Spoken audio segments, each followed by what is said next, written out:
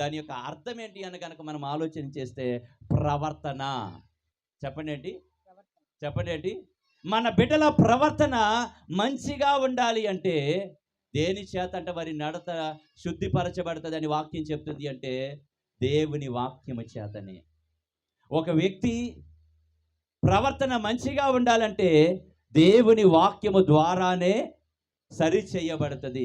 ఇప్పుడు ఇక్కడ కూర్చున్నటువంటి ఈ శైని బాల్య దశ నుంచి దాన్ని దాటుకొని యవ్వన దశలో ఈ అడుగు పెడుతుంది. అయితే ఈ యవ్వన దశలో అడుగు పెట్టే ఈ బిడ్డకి వాక్యం అవసరం అండి. ఏమవసరం?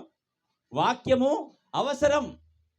ఇప్పటి వరకు దేవుల్లో ఎదిగింది, అయితే ఇక నుంచి కూడా దేవుల్లో ఎదగవలసినటువంటి అవసరత ఉంది. చాలామంది చేసే పొరపాటు ఏంటి అంటే పిల్లల్ని చిన్నతనంలో మందిరాలకు పంపిస్తారు, కానీ కొంత వయసు వచ్చిన తర్వాత ఏం చేస్తారంటే ఆ పని చేతికి అందొచ్చారు కదా అని ఆ పని అప్పచెప్తూ ఉంటారు.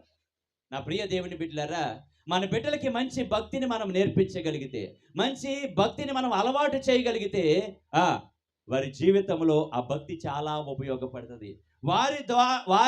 వారికి మాత్రమే కాదు, వారి తర్వాత వారి పిల్లలకి నువ్వు ఈ రీతిగా ఉండటానికి కారణం ఏంటి అని వారి పిల్లల్ని అడిగినప్పుడు వాళ్ళు చెప్తారు సమాధానం ఏంటో తెలుసా? నా తల్లి మంచి ప్రార్థనా పరురాలు. ఆమె చిన్నతనము నుంచి దేవునిలో ఎదిగినటువంటి వ్యక్తి, దేవునిలో బలపడింది, బాగా ప్రార్థన చేస్తుంది, బాగా పాటలు పాడుతుంది, బాగా దేవుణ్ణి స్తుతిస్తుంది, వాక్యాన్ని ధ్యానిస్తుంది. ఈరోజు నేను అంటాను, మీ పిల్లలకి గనక వాక్యము అలవాటు చేస్తే ఆ వాక్యము నీ పిల్లలకి కాపుదలగా ఉంటుంది. కాపుదలగా మనం చదువుల నిమిత్తము ఎక్కడెక్కడో చదివిస్తూ ఉంటాం. మన బిడ్డల భవిష్యత్తు మంచిగా ఉండాలంటే ఈరోజున చాలామంది తల్లిదండ్రులు బిడ్డలను బట్టి బాధపడే సందర్భాలు ఎన్నో మనము చూస్తూ ఉంటున్నాం. చదువుకోవడానికి వెళ్ళిన వాళ్ళు చదువు మాత్రమే కాక అనేకమైన కార్యాలు జరిగిస్తూ ఆఖరికి వివాహాల దాకా వచ్చేవాళ్ళు కొంతమంది, ఆఖరికి సూసైడ్ చేసుకునే దాకా వెళ్ళే వాళ్ళు కొంతమంది ఉంటున్నారు. నా ప్రియ దేవుని బిడ్డలారా, నేను అంటాను, మీ పిల్లలకి వాక్యం అలవాటైతే, వాక్యాన్ని కనుక అలవాటు చేస్తే, భక్తిని కనుక మీరు నేర్పగలిగితే వారు ఎక్కడికి వెళ్ళినా ఆ భక్తి వారిని కాపాడుతుంది అన్న సత్యము మనం అందరము తెలుసుకోవాల్సినటువంటి అవసరత ఉంది. ఇక్కడ వేదికను అలంకరించినటువంటి శైని కూడా ఇప్పటి వరకు మంచిగా ప్రార్థనలో ఎదుగుతూ పాటలు పాడుతూ అనేక పాటలు పాడుతూ సండే స్కూల్కి వెళుతూ అనేక రీతులుగా దేవునిలో బలపడుతూ వచ్చింది. అయితే నేను అంటాను, ఇక నుంచి కూడా వాక్యములో ఇంకా లోతుగా బిడ్డ వెళ్ళవలసినటువంటి అవసరత ఉంది. ప్రార్థనలో లోతుగా వెళ్ళవలసినటువంటి అవసరత ఉంది. తల్లిదండ్రులు ప్రార్థన విషయంలో బిడ్డలకి సపోర్ట్గా ఉండవలసిన అవసరత ఖచ్చితంగా ఉంది. తల్లిదండ్రులు ఏం చేస్తారంటే, నాకు కుదరదులే, మీరు వెళ్ళండి అని చెప్తూ ఉంటారు. మీకు అర్థమవుతుందా? నాకు ఈరోజు కుదరదు, మీరు వెళ్ళండి ప్రార్థనకు అని చెప్తూ ఉంటా. నేను రాకపోయినా పిల్లల్ని పంపిస్తానంటే కుదరదు. అది ఎలా కుదురుతుంది? గేదేమో చేలో మేస్తే దూడ గట్టు మీద మేస్తుందా? మీకు అర్థమైందా? అర్థమైతే ఒకసారి గట్టిగా హల్లెలూయా చెప్పండి. ఇంక ముగించేస్తా. మీరు చాలా ఓపికతో కూర్చున్నారు. మీ అందరిని బట్టి నిండా వందనాలు. ఆలోచించండి, ఒక 5 నిమిషాలే, నేను ముగించేస్తాను. గేదె చెవిలో మేస్తే దూడ గట్టు మీద మేయదు. గేదె ఎక్కడ ఉంటుందో దూడ కూడా అక్కడే ఉంటుంది. నేనేమంటానంటే, మన బిడ్డల భవిష్యత్తు బాగుండాలంటే తల్లిదండ్రులు సపోర్ట్ చాలా అవసరం. సపోర్ట్ అంటే డబ్బులు ఖర్చు పెట్టే విషయం కాదు నేను మాట్లాడేది. మనం దేవుని నమ్ముకున్న బిడ్డలం అయితే దేవుని కాపుదల మన బిడ్డలకి ఉండాలి. మన బిడ్డలకి ఉండవలసిన అవసరత ఖచ్చితంగా ఉంది. దేవుని కాపుదల ఉంటే వారి భవిష్యత్తులో ఏ మాట తీసుకొచ్చే బిడ్డలుగా ఉండరు, ఏ అవమానము తీసుకొచ్చే బిడ్డలుగా ఉండరు. ఎందుకంటే మనము వారికి ఏం అలవాటు చేసాం? ప్రార్థన. ఏం అలవాటు చేసాం? వాక్యము. భక్తి నేర్పించాము. భక్తి నేర్చుకునే విషయంలో బిడ్డలకి తల్లిదండ్రులు చాలా సపోర్టుగా ఉండాల్సిన అవసరత ఉంది. చదువుకునే విషయంలో చాలా సపోర్టుగా ఉంటారు, కానీ భక్తి నేర్చుకునే విషయంలో మాత్రం తల్లిదండ్రులు బిడ్డలకి సపోర్టుగా ఉండలేకపోతున్నారు. ఆ సపోర్టుగా ఉండలేని కారణాన అనేకమైన ఇబ్బందులు వారు తర్వాత ఎదుర్కొంటూ ఉన్నారు. అనేకమైన సమస్యలు వారి జీవితాల్లో ఎదురవుతూ ఉన్నాయి. అనేకమైన కష్టాలు వారికి ఎదురవుతున్నాయి. కారణం ఎవరు? వాళ్ళు కాదు. కారణం ఎవరు? తల్లిదండ్రులు. పిల్లల జీవితాలు పాడైపోయిన తర్వాత చాలామంది తల్లిదండ్రులు బాధపడుతూ ఉంటారు. పాడైన తర్వాత బాధపడితే దానివల్ల ఉపయోగం ఏమైనా ఉందా? లేదు. కాబట్టి ముందు నుంచే మన బిడ్డలకి ఒక మంచి ప్రార్థన నేర్పే బిడ్డలుగా తల్లిదండ్రులు ఉండవలసినటువంటి అవసరత ఖచ్చితంగా ఉంది. దేవుని భయం వారిలో ఉంటే లోకము అనేక రీతులుగా వెళ్తూ ఉంది. అవునా? ఎంత పోకడబోతుందో తెలియట్లే. అవునా? వరుస లేదు, వయసుతో పని లేదు అన్నట్టుగా లోకము జీవిస్తూ ఉంది. నా ప్రియ దేవుని బిడ్డలారా, దేవుని వాక్యం గనక మన బిడ్డలకి తోడుగా ఉంటే, దేవుని లేఖనాలు గనక మన బిడ్డలకు తోడుగా ఉంటే, ప్రార్థన గనక మన బిడ్డలకు తోడుగా ఉంటే, పరిపూర్ణమైన భక్తి గనక మన బిడ్డలకి తోడుగా ఉంటే, వాళ్ళు ఎక్కడికి వెళ్ళినా నీకు మాట తీసుకొచ్చే బిడ్డలుగా ఉండరు. క్షేమంగా ఇంటికి తిరిగి వస్తారు. తల్లిదండ్రులను మోసం చేసే రీతిగా ఉండరు. ఈ రోజున చాలామంది బిడ్డలు తల్లిదండ్రులు మోసం చేసి బ్రతికే వాళ్ళు ఎంతోమంది ఉన్నారు. ఊరంతా తెలిసిన తర్వాత ఇంటి దాకా వస్తుంది. ఊరంతా తెలిసిన తర్వాత ఆ పరిస్థితి మన బిడ్డలకి రాకుండా ఉండాలి. అది నా ఉద్దేశం. ఆ పరిస్థితి మన బిడ్డలు చోటు చేసుకోకుండా ఉండాలి. ఆ పరిస్థితుల్లోనికి మన బిడ్డలు వెళ్లకుండా ఉండాలి అంటే ఖచ్చితంగా వారికి ఏమి నేర్పాలి? ఏమి నేర్పాలి? పరిశుద్ధ గ్రంథమైన బైబిల్లో బాలుడు నడవలసిన త్రోవను వానికి నేర్పండి, వాడు పెద్దవాడైనప్పుడు దాని నుంచి తొలగిపోడు అని తెలుగు బైబిల్లో రాయబడింది. ఇంగ్లీష్ ట్రాన్స్లేషన్లో రాయబడినటువంటి మాట ఏంటి అంటే, అక్కడ బాలుడు అన్న చోట చిల్డ్రన్ అని ఉంటుంది, చైల్డ్ అని ఉంటుంది. అంటే బాలుడు కావచ్చు, బాలిక కావచ్చు. పిల్లలు అన్న మాట అక్కడ తెలుగు బైబిల్ ఆ రీతిగా రాయటం జరిగింది. కానీ ఇంగ్లీషు వేరే ట్రాన్స్లేషన్లో పిల్లలు అన్న మాట అక్కడ కనబడుతూ ఉంటుంది. నా ప్రియ దేవుని బిడ్డలారా, చూడండి, త్రోవ మనము నేర్పవలసిన వారమై ఉన్నాం. ఏ విధానములో బిడ్డలు నడవాలో తల్లిదండ్రుల మీదే ఆధారపడి ఉంటుంది. తల్లిదండ్రుల మీదే. మనం ఎవరు చెప్పినా మన మాట ఆలకించరు, కానీ తల్లిదండ్రులు చెప్పిన మాట ఆలకిస్తారు. ఎందుకంటే వారిని మోసారు కాబట్టి, వారిని కన్నారు కాబట్టి, వారిని పెంచుతున్నారు కాబట్టి. లోకములో ఎవరి మాట పట్టించకపోయినా తల్లిదండ్రుల మాట మాత్రం ఖచ్చితంగా బిడ్డలు వింటారు. కాబట్టి నేనేమంటున్నాను అంటే, తల్లిదండ్రులు బిడ్డలకి చిన్నతనము నుంచే భక్తిని నేర్పాలి. నేర్పాలి అంటే ఏం చేయాలా? మొదట మనం నేర్చుకోవాలా. హల్లెలూయా. చెప్పండి ఏంటి? నేర్పాలంటే మొదట ఎవరు నేర్చుకోవాలా? మీకు అర్థమవుతుందా? అర్థమైన వాళ్ళు ఒకసారి గట్టిగా హల్లెలూయా చెప్పండి. అందరు చెప్పండి. అంటే కొంతమందికి అర్థం అవ్వలేదా? పైకి ఎత్తండి. సగం సగం ఎత్తితే సగం సగం భక్తి మంది. సగం విజయమే వస్తుంది. మోషే చేతులు సగం ఎత్తలా, పైకి ఎత్తేసారు. అప్పుడే అమాలేకీయుల మీద యుద్ధాన్ని వాళ్ళు గెలిచారు. నా ప్రియ దేవుని బిడ్డలారా, ఆలోచన చేయండి. నా మాటలు ముగించేస్తున్నా. దేవుని వాక్యము చాలా విలువైనది. మన బిడ్డలకి కాపుదలగా ఉండేది, మన బిడ్డల పాదములకు దీపముగా ఉండేది, మన బిడ్డల్ని ఆదరించేది, మన బిడ్డలకి ధైర్యం ఇచ్చేది, మన బిడ్డలకి జ్ఞానం ఇచ్చేది. అనేక రీతులుగా మన బిడ్డల్ని వాక్యము ముందుకు నడిపించేది. కుటుంబానికి మాట రాకుండా మన బిడ్డల్ని నడిపించేది. అయితే తల్లిదండ్రులు మంచి భక్తిని బిడ్డలకి నేర్పాలి. నేర్పాలి అంటే మొదట ఎవరు నేర్చుకోవాలి? అమ్మా, మొదట ఎవరు నేర్చుకోవాలి? తల్లిదండ్రులు నేర్చుకుంటే తల్లిదండ్రుల దగ్గర బిడ్డలు చెప్పండి.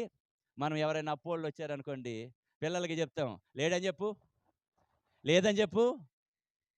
తర్వాత వాళ్ళ జీవితంకి వచ్చినప్పుడు, కొంత సమయానికి వాళ్ళకి వివాహాలు అయిపోయి వాళ్ళ జీవితంకి వచ్చినప్పుడు, వారికి పిల్లలు కలిగినప్పుడు వాళ్ళ పిల్లలకి ఏం చెప్తారు తెలుసా?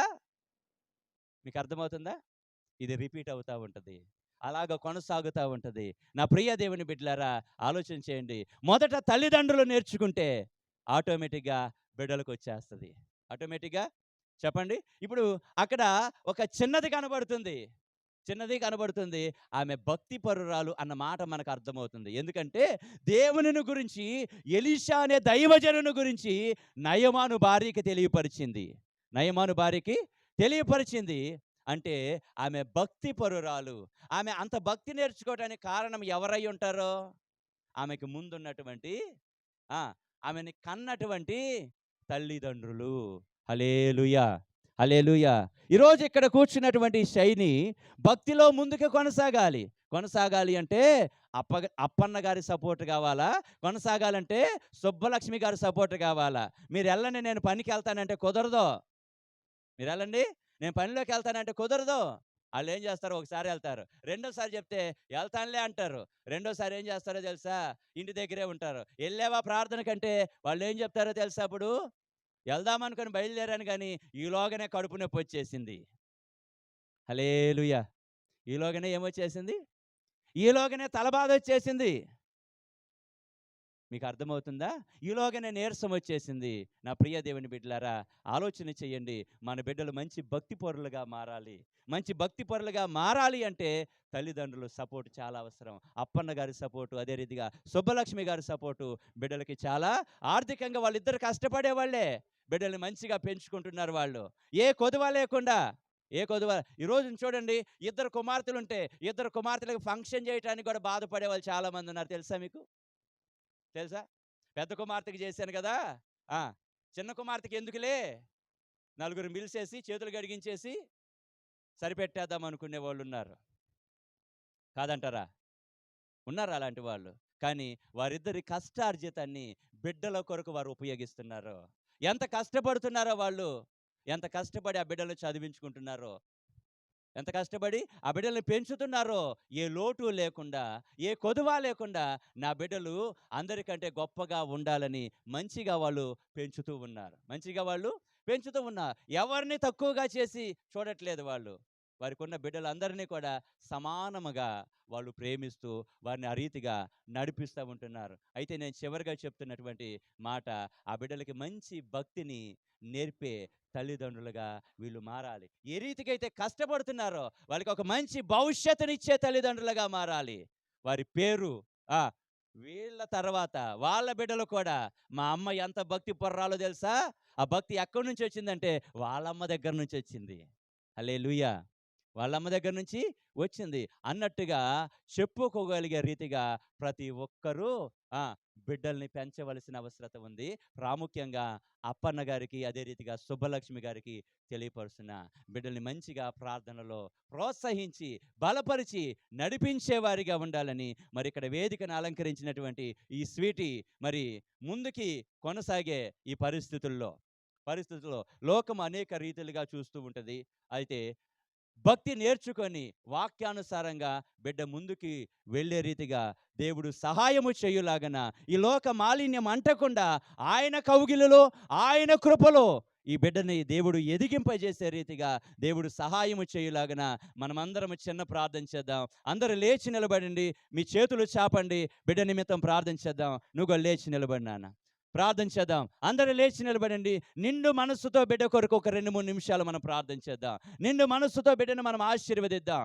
అందరము ప్రార్థన చేద్దాం. హృదయపూర్వకంగా బిడ్డ వైపు చేతులు చాపండి. మీరు ఉన్న స్థలంలో నుంచి బిడ్డ వైపు మీరు చేతులు చాపండి. ప్రార్థన చేద్దాం. హృదయపూర్వకంగా అందరము ప్రభు సన్నిధిలో ప్రార్థనలు గడుపుదాం. మహాపరిశుద్ధుడా, ప్రేమగల తండ్రి, దయగలిగిన దేవా, నీ పరిశుద్ధమైన ఘనమైన నామాన్ని బట్టి వందనాలు, స్తుతులు, స్తోత్ర. సర్వశక్తిమంతుడా నీకే వందనాలు నైనా. గొప్ప కార్యాలు చేయవాడానికే స్తోత్రాలు. ఇదిగో నైనా, ఈ స్థలములో ఉన్నటువంటి నైనా శైలిని బట్టి ప్రార్థన చేస్తున్నాం తండ్రి. బిడ్డని మీ చేతులకు అప్పగిస్తున్నాం. లోకము అనేక రీతులుగా పాడైపోయిన పరిస్థితిలో ఉన్నది నాయన. ఈ లోకంలో నీ కుమార్తె నాయన యవ్వన కాలంలో అడుగు పెడుతూ ముందుకి కొనసాగుతూ ఉండగా నా తండ్రి, ఈ లోక మాలిన్యం అంటకుండా నీ కౌగిలిలో, నీ కృపలో బిడ్డ ఎదగటానికై మీరు సహాయం చేయండి అయ్యా. ద్వారాలు తెరవండి ప్రభు. నీకే వందన. పరిపూర్ణతలోనికి మీరు నడిపించండి నాయన. పరిశుద్ధతలోనికి మీరు నడిపించండి. ఒక మంచి భక్తిని నేర్చుకున్న బిడ్డగా మీరు మార్చండి ప్రభు. నీకే వందన. తల్లిదండ్రులకి ఘనత తీసుకొచ్చే బిడ్డగా మారాలి నాయన. తల్లిదండ్రులకి విలువ తీసుకొచ్చే బిడ్డగా మారాలి. అటు ధన్యత, అటు భాగ్యము మీరు కలుగ చేయండి ప్రభా. నీకే వందన. కోట్లాది స్తోత్రాలు ప్రభా. ఇదిగో తండ్రి, ఈ బిడ్డ యొక్క తల్లిదండ్రులైనటువంటి నాయన, ఇదిగో నాయన అప్పన్న గారిని బట్టి, సుబ్బలక్ష్మి గారిని బట్టి ప్రార్థన చేస్తున్నాము నాయన.